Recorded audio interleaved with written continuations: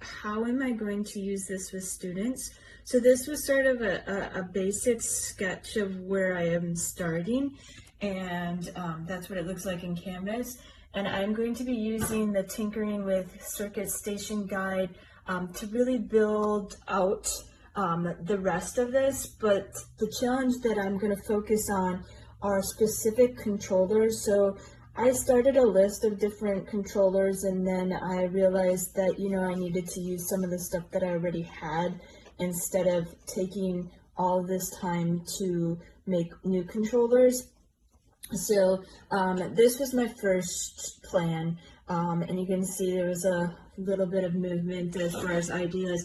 This is what I'm moving towards. So what I want to do is create a poster for each of these stations so that when students come in over the course of a day or 2 days, depending on how it feels, students will interact with these different types of controllers and different apps to get an exposure to Makey with partners.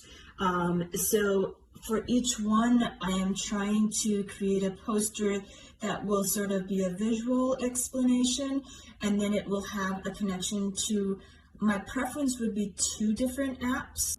So this is my design thinking project. This is the process that I went through and my final product as of today.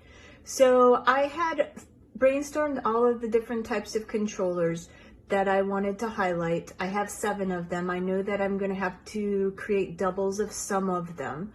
And then I sat and thought about what was the objective. I wanted to test and evaluate different controllers and reflect on what worked well and what you would improve. So using Flipgrid, I want my students to test at least 4 different controllers and do a reflection in Flip, and then eventually watch their partners. So these are all of the different Flip groups that are linked through a poster that will be at each station. So this is the Play-Doh controller poster. So it sort of just goes through it. And on Flip, I have a recording of the poster also.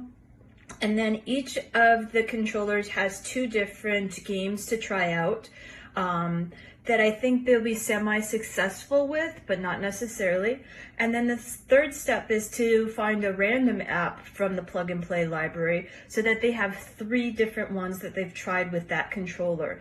Then they scan the QR code to go to the Flip of the controller that they have tested, where they will answer the following 3 questions.